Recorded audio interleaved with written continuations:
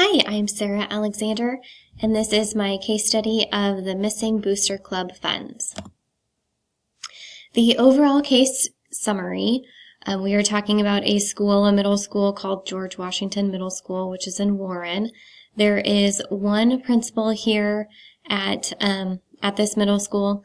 There is a limited assistance at different school events because there's only one administrator. The PTA is highly involved.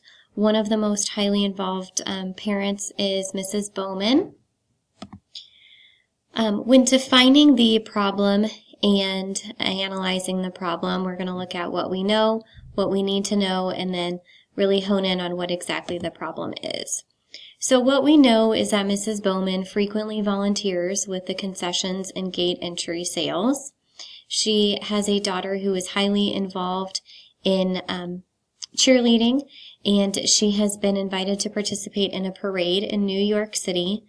And Mrs. Bowman has requested that the PTA pay for her daughter's trip.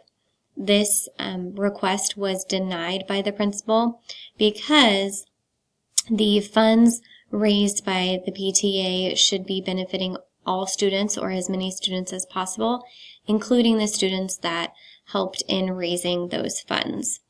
So after denying this request, there was a game where Mrs. Bowman was collecting ticket sales.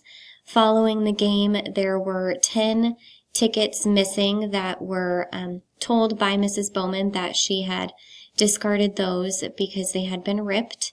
The cash was in the cash bag. The amount of cash found in the bag is equal to the missing 10 tickets. But during the game, the principal overheard had a conversation with a parent who mentioned that he had used a $50 bill to purchase his tickets, and there was not a $50 bill in the bag.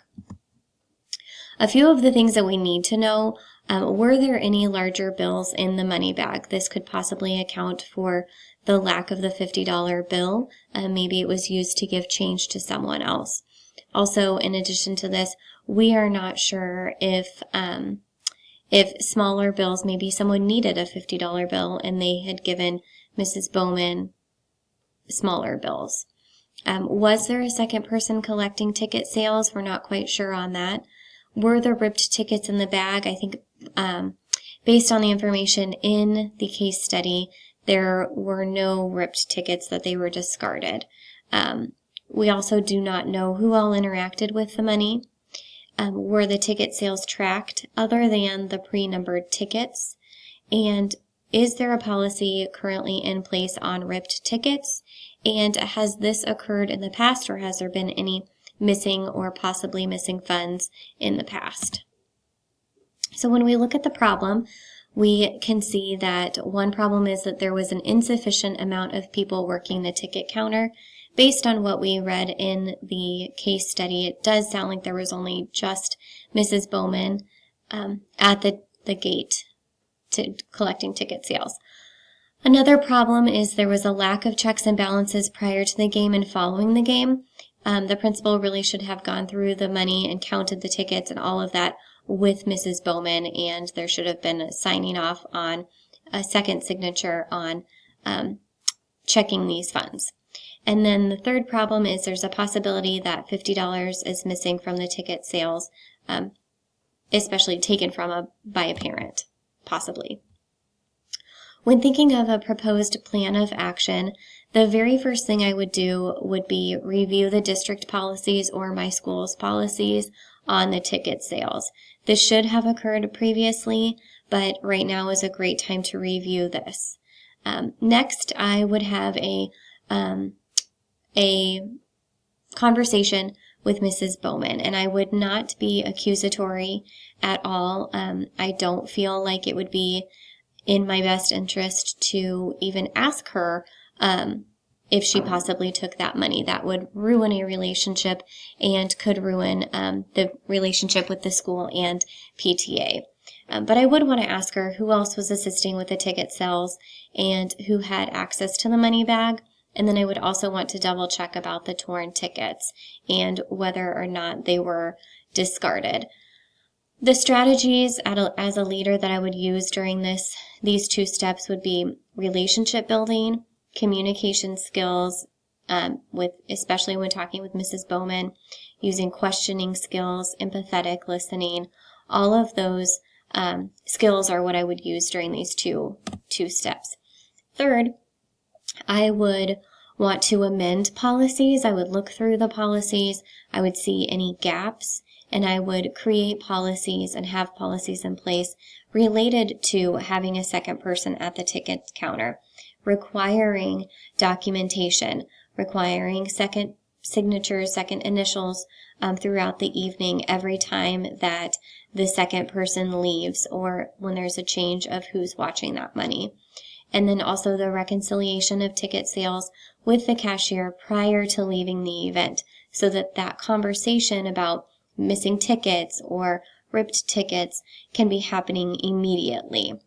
And the strategies during this step would be clear management, ensuring clarity and consistency. It would be so important to have these policies in place for this situation and for future situations as well.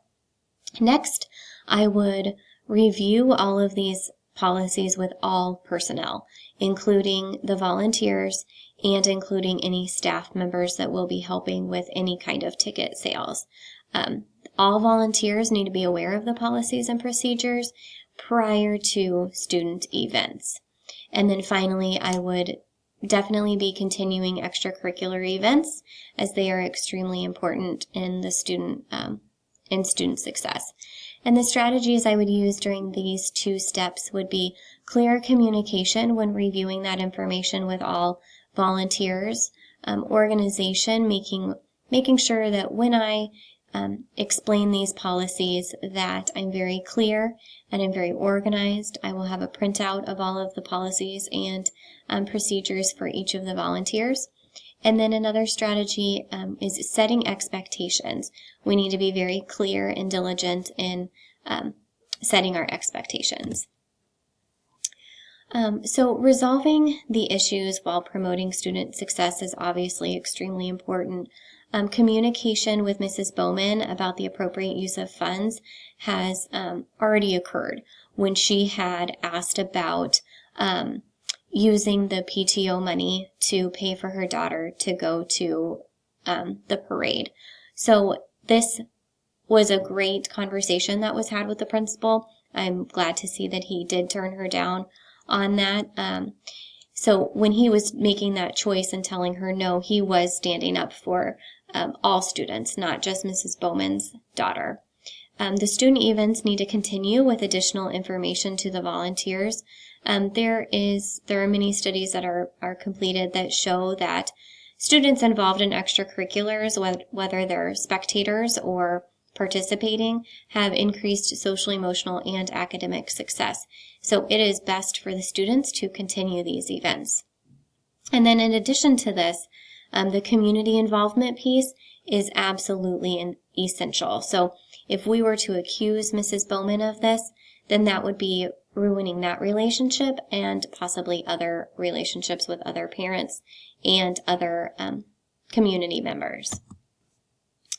When I was thinking about this problem, I was thinking about that there are many different explanations for these missing funds. I should not jump to conclusions about Mrs. Bowman just based on the fact that I had a conversation with her recently. I'm also thinking that relationships are absolutely vital. I'm also thinking about there would be many consequences for me if I did falsely accuse one of the volunteers. I was valuing the partnerships with community and parents. I'm valuing creating a trustworthy workplace. When I show that I trust the people that are in my building, that leads to a trustworthy relationship, and I should be encouraging those trustworthy people to volunteer and to be a part of our events. I'm also valuing clear expectations, policies, and procedures. When I was thinking through this problem, I was feeling disappointed about this current concern. I wish that I was not feeling as if I needed to blame or jump to a conclusion about Mrs. Bowman. I'm feeling very hopeful that the volunteer is innocent, and I'm also feeling that there is a need for clear policies and procedures. A few of the unresolved concerns is Mrs. Bowman to be trusted? This should not be a concern with more strict policies in place. With having 2 people checking on the money, then that will be a lot more successful, and there will be less room for possible errors. I'm also, another unresolved concern, other volunteers and their trustworthiness. The community involvement remains strong, so we need to make sure all of those volunteers are trustworthy. And then another concern, following of policies. The Brewster Club president requires the help of 4 volunteers, but it doesn't sound as if there were 4 volunteers at that event. Reflecting on Standard 8, an educational leader promotes the academic success and personal well-being of every student by ensuring effective and efficient management of the school or district to promote students' social and academic learning. Effective management was demonstrated in action plan step number 2, where we follow up with Mrs. Bowman and we communicate and we build a relationship with her. This was also demonstrated in step 3, when we are amending our policies. Expectations are clearly outlined with possible problems that may occur. And then action step number 4, communicating policies to volunteers, clearly communicating these expectations that need to be followed. All 3 of these steps really show that management and effective management is occurring. Academic success was addressed in step number 3, where we are amending policies. Events are extremely important to be having in our school systems. So in order for these events to run smoothly, we must have clear policies. In addition to this, action step number 4, reviewing these policies with volunteers. This again ensures that events are running smoothly and that there are clear expectations for those volunteers. And then also action step number 5, continuing these events. This is extremely important for the involved students. It increases social emotional learning and academic learning, really getting our students involved. And then finally, social learning was addressed in action step number 2 when I'm communicating with Mrs. Bowman. I am ensuring appropriate use of funds that will positively impact all students. And this money can be going towards all types of learning, social, emotional, academic, career. This was also demonstrated in action step number 4, where we are reviewing expectations with all volunteers. This will increase involvement in the community, increase the support from our volunteers. In action step number 5, continuing with the extracurriculars, again, these type of activities are very important for increasing social interaction and character building for both the players and for the spectators. So, Standard 8 was addressed throughout this module. Thank you so much for listening.